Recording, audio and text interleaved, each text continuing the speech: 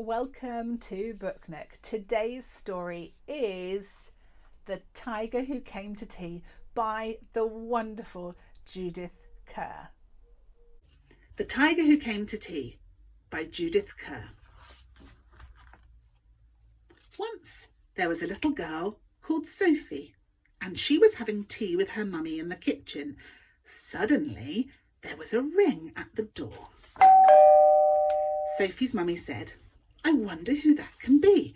It can't be the milkman because he came this morning, and it can't be the boy from the grocer because this isn't the day he comes, and it can't be Daddy because he's got his key. We'd better open the door and see." Sophie opened the door, and there was a big, furry, stripy tiger. The tiger said, "Excuse me, but I'm very hungry. Do you think I could have tea with you?" Sophie's mummy said, "Of course, come in." So the tiger came into the kitchen and sat down at the table. Sophie's mummy said, "Would you like a sandwich?"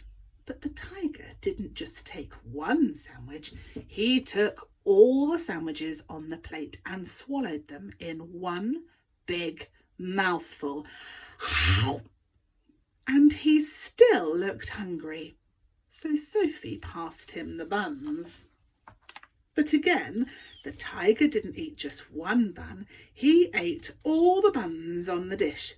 And then he ate all the biscuits and all the cake until there was nothing left to eat on the table. So Sophie's mummy said, "Would you like a drink?" And the tiger drank all of the milk in the milk jug and all the tea in the teapot. And then he looked round the kitchen to see what else he could find. He ate all of the supper that was cooking in the saucepans and all of the food in the fridge and all the packets and tins in the cupboard. And he drank all the milk and all the orange juice and all Daddy's beer and all the water in the tap.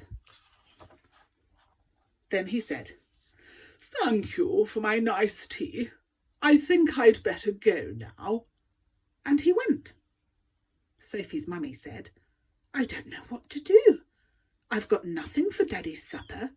The tiger has eaten it all." And Sophie found she couldn't have her bath because the tiger had drunk all the water in the tap. Just then, Sophie's daddy came home. So Sophie and her mummy told him what had happened and how the tiger had eaten all the food and drunk all the drink. And Sophie's daddy said, "I know what we'll do. I've got a very good idea. We'll put on our coats and go to a cafe."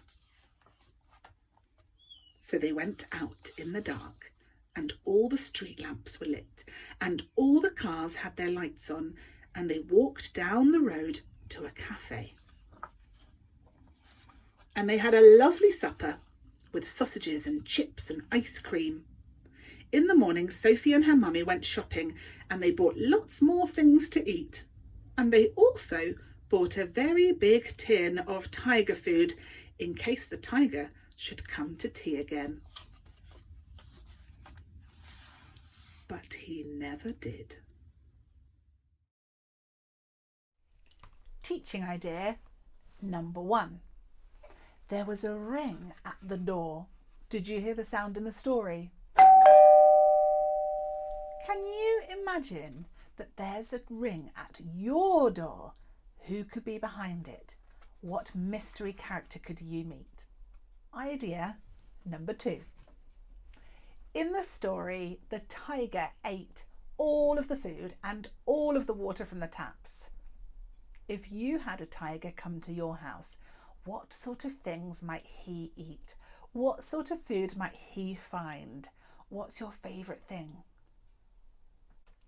Idea number 3. Where do tigers come from? Now, there are lots of different types of tigers around the world. As you can see, Sophie in our story adores this tiger, even though he's taking so much of the things in her house. Can you imagine a wild animal that would come into your home? What would it eat?